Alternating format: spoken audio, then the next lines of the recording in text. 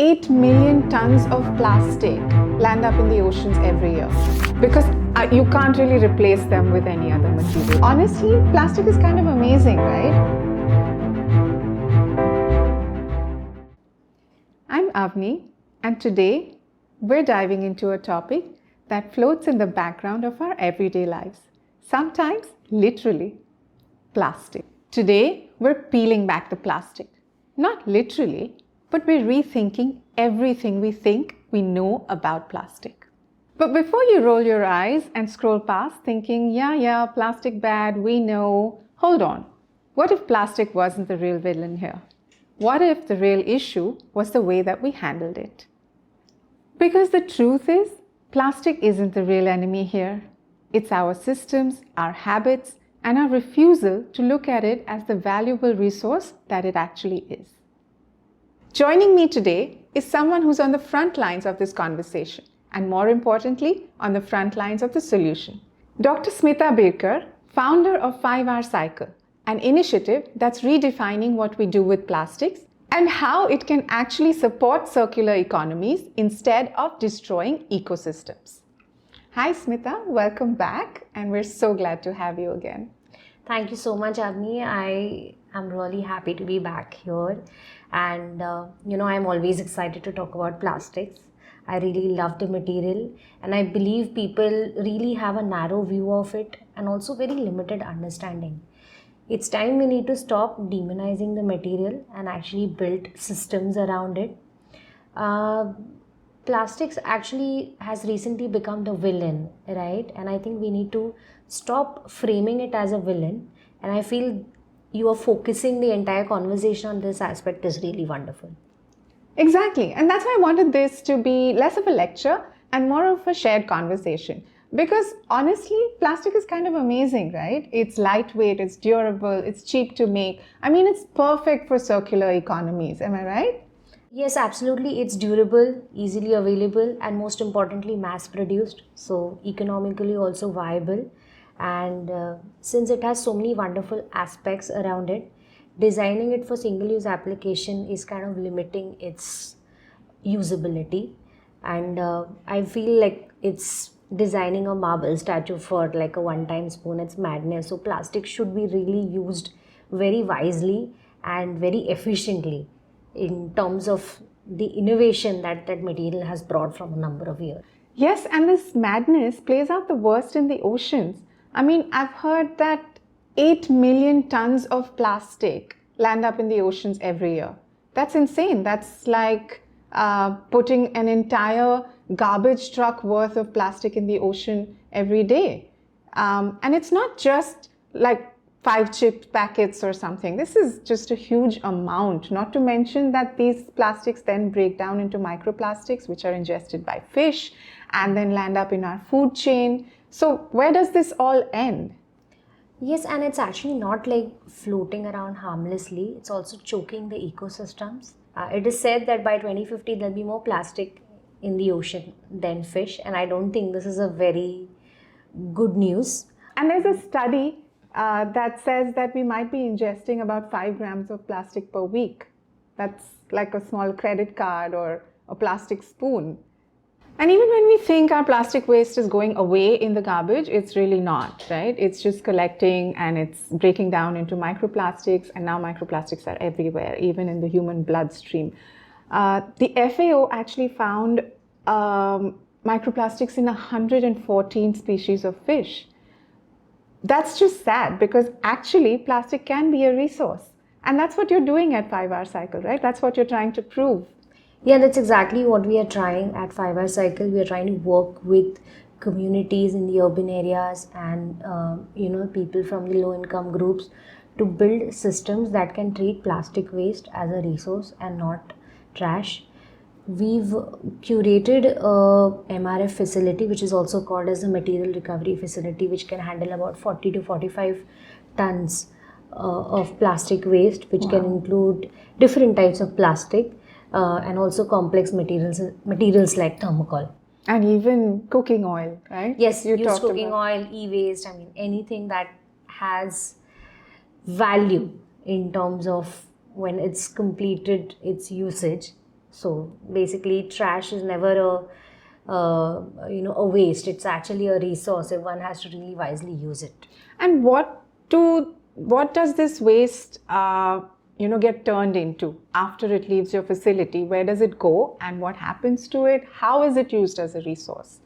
Primary requisite for any waste to be converted into a useful resource is right segregation at source. I think once that is done, then only we can focus on how we can recover it. So there are 7 types of plastic materials, 7 grades. One can look up at that recycling symbol that is there on every plastic packaging that you see. Now, there is a common myth that it indicates the number of times the plastic can be recycled, but that's not true. It actually indicates the material that has been used to build that packaging, the plastic material. So we have like grade 1, grade 2. So that number that's inside of that little triangle with the arrows. Okay. Yes. Okay. So it denotes the type of plastic that has been used to make that packaging. And people commonly believe that it's something that you can keep recycling number of times. That's not true. So there are 7 grades of plastic from 1 to 7. So 1 is PET, which is polyethylene terephthalate, and that is usually found in, or that is usually used for your bottled water. Any bottled water you pick up, the transparent one, the cheap one, the disposable one that you find everywhere. Then you have number 2, which is HDPE, which is your shampoo bottles, your oil cans. Then you have number 3, which is PVC. Then you have number 4, which is LDP, packaging all your milk bags, etc.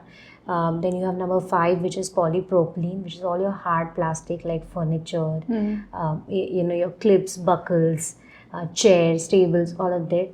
And number 6 is thermocol, which is also called as polystyrene. Thermocol is one form of that, but also you can find polystyrene in the ice cream cups. All the ice cream cups that are coming, just check the number that's there. And the last one, the most complex one, is 7, where any other plastic which you cannot identify in the first 6 is thrown out into the 7. Now 7 includes biodegradable plastics also. It also includes bioplastic, biodegradable plastic, or even multi-layered plastic. Between 1 to 7, let's say, how many of these can actually go back into the cycle? Because we're not talking about end of life here. What we're talking about is recovering to be used as something that's similar, again, another plastic maybe, or a plastic item. How many of these can be used like that? So I think 1 to 6 for sure, because they are single materials, like mono materials, so they can definitely go back. The issue comes with 7. In 7, you have multiple types of materials that are kind of mixed together to for a specific function. Like let's take the example of multi-layer packaging only, like Tetra Paks. Tetra Paks also, or your chips packets, one of the most common identification. So anything that you see metallized, right, that is multi-layer packaging. But the other thing you can also see is some of the grocery bags that especially brands like D-Mart or Big Basket or any e-commerce site that is selling will also have number 7, but these are not metallized. Okay. Yeah, they are not metallized, but they are still having different types of polymers that are used for making that same bag. So anything comes in 7 is kind of the mix, involves mixed materials, and that is very difficult to recycle. So it is difficult to take it back in the actual chain because of the complexity. And even packaging which is paper and plastic. So you must have seen those masala packets that are being sold by some homegrown brands, So they have a paper bag and they have a little opening of the plastic which says that through which you can see the product, basically whether it's a masala grain, whatever it is. That is also even more complicated to recycle. So when you mix materials, it is difficult to send them back in the original stream. And these paper bags usually also have like a plastic coating inside of them, right? Yes. So I understand the purpose that you want to stop these, from getting wet and avoid food wastage. Yeah. But why can't you just use a single form of plastic? Why the paper and plastic mixture? That they feel that, okay, if I use a paper packaging, then I become a sustainable brand. But the packaging is never chosen based on whether you want to be a sustainable brand or no. The packaging is also chosen based on the type of product that you are offering in the market. Correct. Like paper, obviously, like you mentioned, it's not water repellent basically. So you have to have plastic coating inside, and also you want to protect your food or whatever you're storing in that packaging. One of the most important reasons why even plastic is used, one is it's inert. It doesn't interact with the food. Okay, so that's why plastic lining is the most inert, the most inside layer. Plus, it will also help oxygen from entering. So that's why when oxygen is not entering, then your food shelf life, your shelf life of the product is longer. So that's one of the reasons why plastic is actually used, not just because somebody wants to push plastic over there, but it's the functionality. But people will say that, okay, no, I want the paper packaging, I'll try to use that so that at least my brand looks sustainable. I mean, greenwashing at its best. Or brownwashing, should we say. Yeah. But then they'll have a little opening that, okay, now you can see, but that has to be plastic. Right. So I do have a question about, the plastic not interacting with the food and it being inert and therefore, not causing any harm to us when we eat that food or when we ingest that. But we'll come to that later. Before that, so you said 1 to 6 can be easily recycled and introduced back into the chain to create, other plastics or, similar products. So are you saying that, let's say, from 1 to 6, when you collect plastic waste that falls into these categories, they can then be made into plastic and converted into products again? Similar products or different? So mostly different products because see, in India actually it's very difficult for us to use plastic waste into the same application again. For example, milk bags, one of the most common thing found in Indian households. It has a number 4 into that recycling symbol, LDP. Okay, so when you store milk and after it's disposed, it's recycled, that same pellets you cannot form a milk bag again. You can form a bag, but you cannot use it to store milk again. So usually it is used for making trash bags, those trash bags which are sold on the streets. You see that black plastic bags, one bag of 30 bags that you see. So because it is very difficult to also certify or validate these recycled materials back into the similar applications, we don't have a lot of standards that actually even testify that this material can be used back again into the food grade application. So most of them are either used in non-food or non-pharmaceutical applications. Okay, so can you call these essential plastics, like what we use for food packaging, what we use in healthcare? Can we call them essential? Because you can't really replace them with any other material. You can't really, as of now at least, there is no other alternative but to use plastic in order to get the functionality that we need from it. True. Right? So let's, for lack of a better word, call these essential. Correct. Right? So these ones cannot be recycled back to make essential things again. Yes. But what can they be made into? So they can be obviously made into like different furniture products, or they can be used by a lot of plastic manufacturers which are making daily household articles. Like for instance, your bucket, your chair, etc. These are not things that interact with humans. So you can use some percentage of these recycled materials back into these household products, which are called as commodity products. But they are not into food and pharmaceutical application. Right. They could be in any other application, whether, in fact, in agriculture also it is used. Okay. So most of the mulch films that are there, some portion of recycled granules is used. Because that is not interacting with anything. It is just used to shield shield the crops and etc. During rain and heat and etc. Or you could make, like you said, you could make bags like those non-woven fiber bags that you get in the market that are sold as not plastic, but actually they're, what are they? They're polyester, right? No. So they are polypropylene. You cannot make them back again. So now that you've brought this question, one of the things that also happens when you recycle plastic is a portion of it degrades.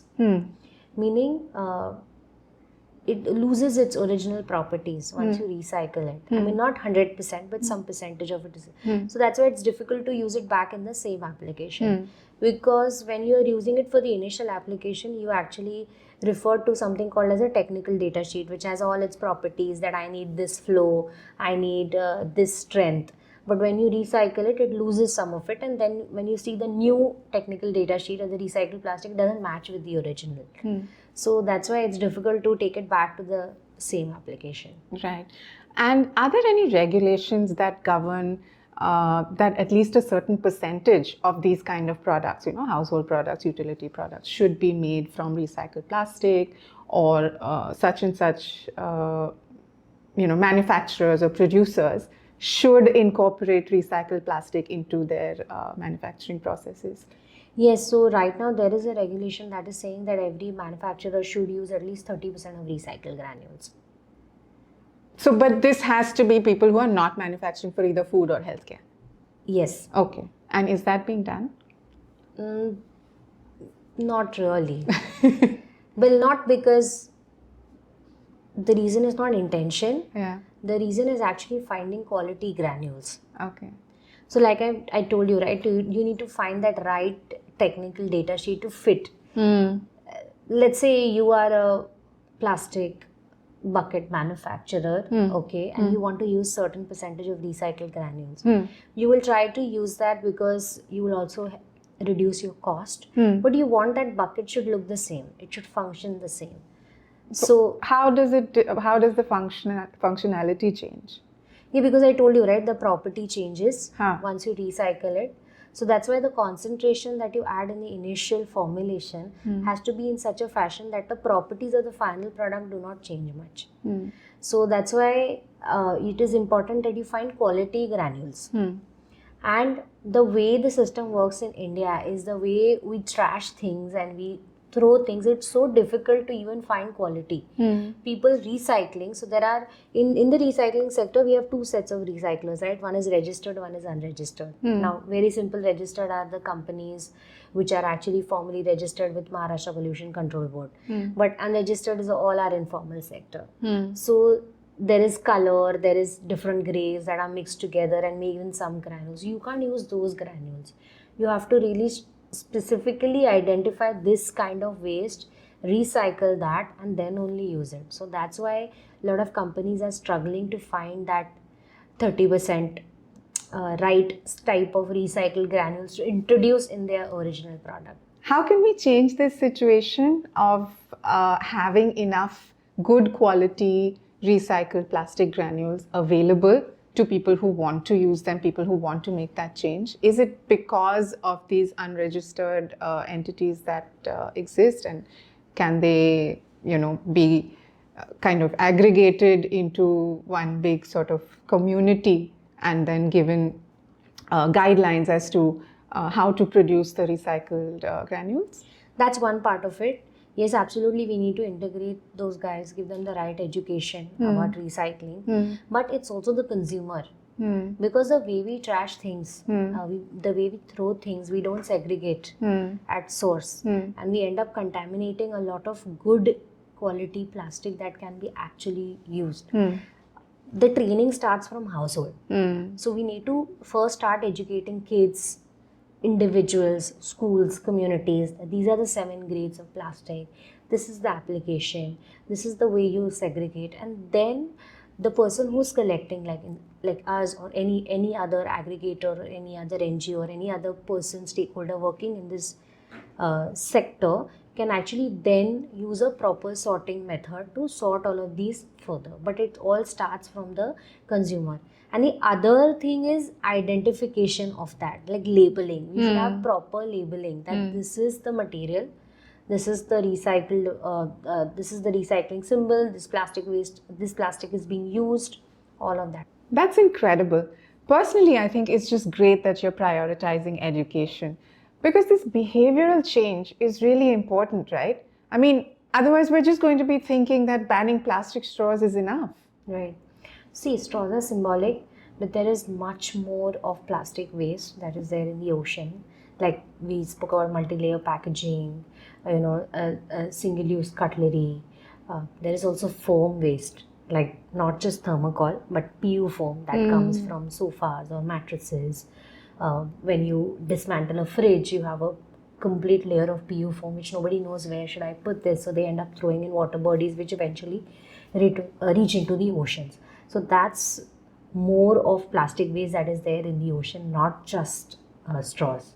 So I understand when you say that plastic is an inert material and it doesn't interact with natural systems, but also microplastics, when they degrade, when plastic breaks down, I read that they release certain chemicals which are used in their production into the water, into the ocean, or into the air, of course, when it's landfill. And then these chemicals react with water and cause harm to marine species and the marine ecosystem. So what is that a myth? Is there any truth in that? So, like obviously microplastic is eventually plastic. And if you really want something to leach out of plastic, you need to subject it to very aggressive conditions. Like either the pH level needs to be high, the temperature needs to be high. All of these situations when are there around that plastic material, it's only that's when it starts to leach. So obviously in like when it enters water bodies or when it is burnt or when it is in the landfill, it is definitely exposed to certain conditions like these, and that's when it starts leaching out. Now most of the animals that die are dying because of ingestion and choking, right? And the chemicals that are also used in manufacturing plastics are used at certain concentration.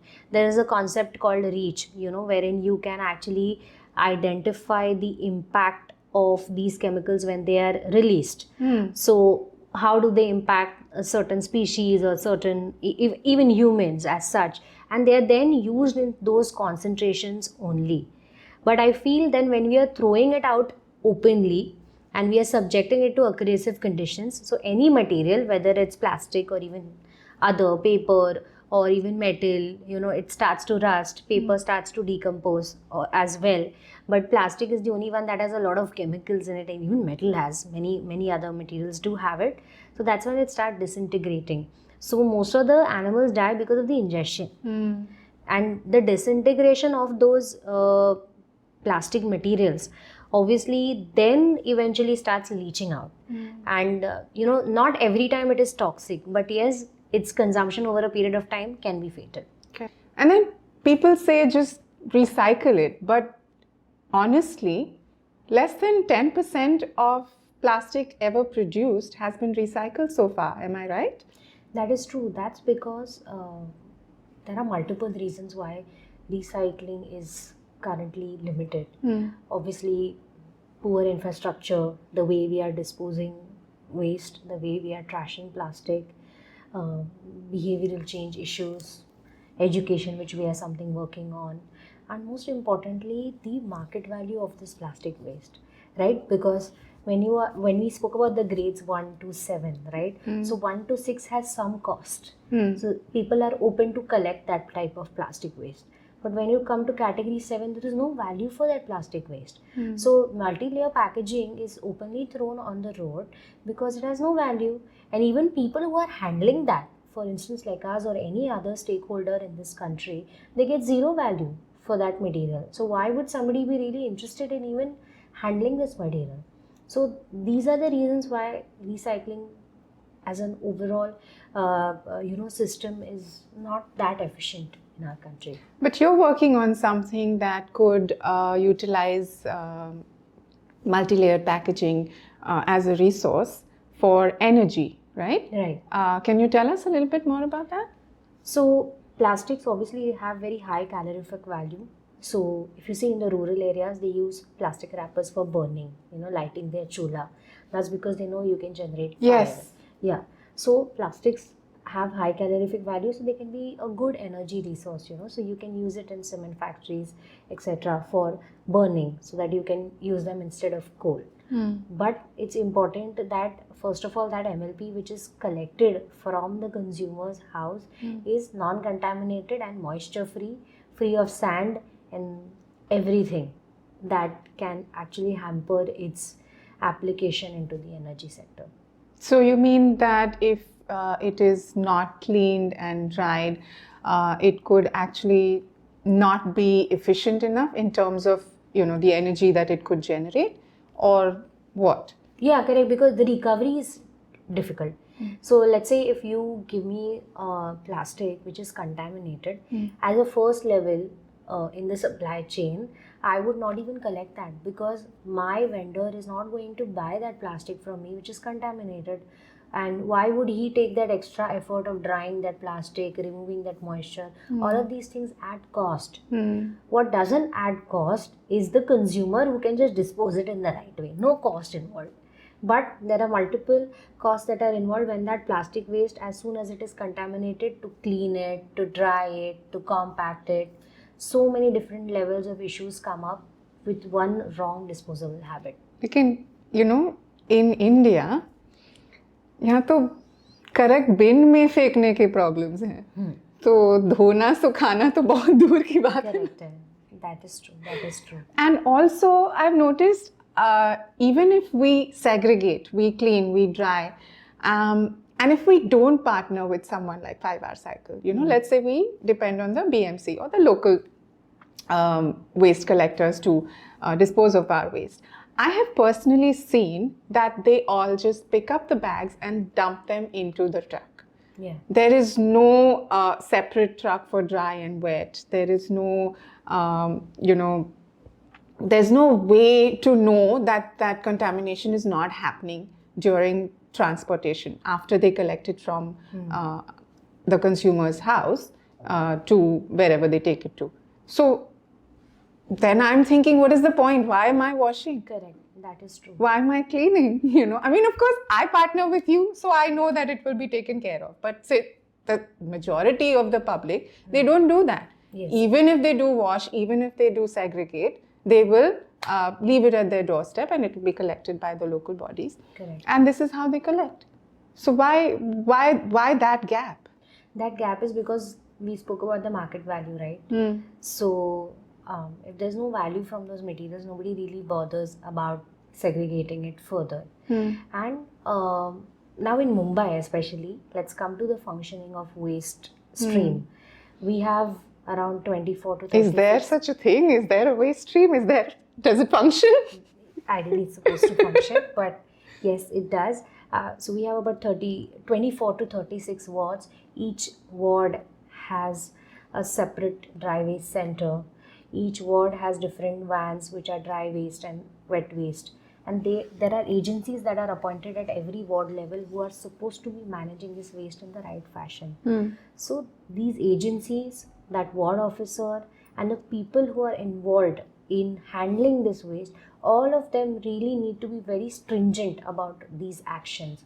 If one of them gives up or is not functioning the right way, then the system fails. And that's one of the problems that you see where people are complaining that I segregated but the person mixed it, because either that ward officer is not taking full responsibility of it, either the agencies who's appointed is not doing a good job, or the person who's on that truck is not interested in doing that. So multiple reasons. What about the cases where, let's say, a community is segregating, but the local body responsible for collection and then taking it to their respective places is failing in some way or the other. Like I said, if they're not collecting it properly or mixing it after collection, then what?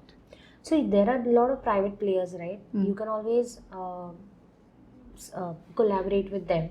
It's not important to just stay dependent on the local bodies only.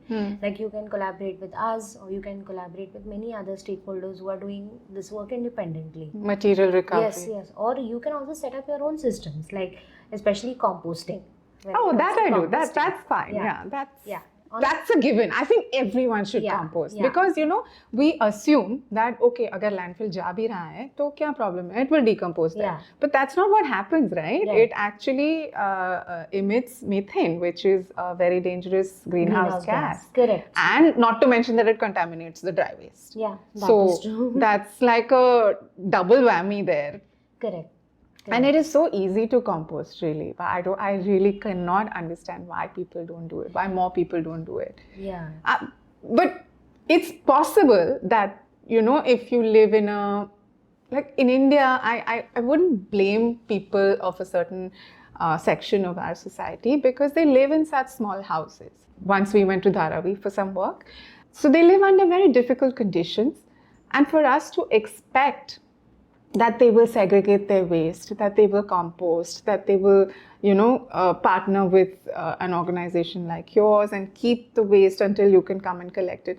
All that, I think, is too big of an ask. We need to simplify things for them, and this is probably where somebody needs to take responsibility, And I'm not just saying the government, because I don't think it can be done by them alone, but private players like you, government, and corporations who are looking to do CSR or are interested in spending money in the right kind of infrastructure, the right kind of climate action. Because at the end of the day, this is also climate action, because every piece of plastic that you send where it's not supposed to go is going to, either cause greenhouse gases, end up in the oceans, choke animals, be poisonous, all of that. So it's just a no-brainer, really. If you have an ESG goal, you should spend towards waste management. Absolutely, and I think companies who are focusing on ESG should also really think about their own plastic use and how they can themselves also reduce waste. So it will really add a lot to their own carbon footprint or plastic footprint that now. Which eventually is the carbon footprint, because what are we using to produce plastics? Fossil fuel, right? Correct, that's true. So, and plastic is, isn't it a material that that emits, greenhouse gases at every stage of its life cycle? Yeah. So why not create a circular economy that will not only reduce emissions, but also reduce our consumption? True, that is true. And I think most importantly, like you spoke about a community, right? Like Dharavi, like why they are not able to recycle or why they are having issues in terms of segregation. So in such a situation, the local municipal corporation, people who are having sufficient knowledge about waste management, corporates can come together and build systems for these people, not inside their house but outside their house, and these systems should be decentralized. We don't speak a lot about decentralized waste management. In a very simple term, जहाँ पे generate होता है वहीं पे treat करो. So एकदम simple अगर किसी को समझना है कि डिसेंट्रलाइज वेस्ट मैनेजमेंट कैसे होता है, तो ये सिस्टम्स बनाना ज़रूरी है. Every area should have good MRF centers which are able to take waste from that source over there, treat it, compact it, and then send it to recycling. You cannot take that waste to probably 50-60 kilometers away and then start treating it. What's the point? You start treating it right there, and then people also see the impact that this is a center, this is where my waste is being handled. And then you also have the community outreach part, the education part, where they can come see the MRF centers, and you can keep going back and forth between them. Do this right, these are the things we are making. So I think it's kind of a collaborative approach between corporates, NGO partners, government bodies, and obviously the citizens. What would EPR done correctly look like? Let's say they were to bring you on as a partner, what could you do for them, and how could this be done the right way to have the right kind of impact? So the first thing is obviously creating awareness, which we have a lot of systems around that. We do workshops, we do sessions. And the second part is also building infrastructure. So they could help us in doing both, generating the outreach program and also developing a robust infrastructure. Not just infrastructure, but a robust infrastructure. So let's say if I am tomorrow targeting a community through which I need to recover some waste, I need to educate them and I need to enable them. So the corporates can support us. Wait, let me stop you there. I don't think that they're helping you. I would say that you are helping them. Yeah, that is true. Yeah, that is true. We are trying to help them so that whatever packaging that they have produced is now lost, and it's difficult for them to come down and chase every consumer and what they are consuming and how they are discarding the waste. Yeah, I could just imagine like Hindustan Unilever knocking on everyone's door and saying, "How many Lifebuoy soaps have you used?" Yeah, that is true. It's अच्छा train का packet दे दो मुझे. That is true. So I think they should really be supporting such material recovery facilities in being able to handle more and more plastic waste in the right way. Again, I think they don't need to support. They need to want to do it, right? Yeah, it's their responsibility. Yeah, it's their responsibility. And in order to, accomplish that correctly, I think you can help them Correct. to That is achieve true. that That is goal true. that they set for themselves. Because people are, giving themselves targets which are unrealistic. Yeah. ESG goals and emission reduction goals and all of those, which are realistically impossible unless and until they work on this aspect of Correct. The environment and emissions. And honestly, it gives me a lot of hope because now I feel like this is not a lost cause, but it's a solvable problem. If we all just look at plastic as a usable resource rather than, disposable trash, then there's really hope for everyone. Yes, true. And true ESG action actually includes supporting real waste infrastructure and making it also robust, funding waste workers or waste pickers, helping them to have a good life, a life with dignity, a life with safety also in picture, also redesigning packaging for circularity, and most importantly partnering with organizations like us or anywhere in the country who are actually working at the grassroots level on waste management. So I think if you are not designing packaging right now for circularity and just only designing packaging for disposal, then I think you're on the wrong path. All of these needs to change. Yeah, it's 2025. I mean, if you're not doing it the right way, then you're part of the problem. Correct. That is absolutely true. Mic drop. Dr. Smita, thank you for your brilliance. And for all of those listening, start asking questions at your workplace, in your communities. Where does the plastic go? Can you reduce it? Can you reclaim it as a resource rather than disposing it off as waste? Because plastic isn't the villain, mismanagement definitely is. And the heroes, anyone who chooses to be part of a better world, from brands to citizens. To learn more or partner with a solution that works, go to 5hourcycle.org. Whether you're a policymaker, a packaging company, or a person who just cares, you have a role. Until next time, this is GP World. Stay aware, stay involved, stay hopeful.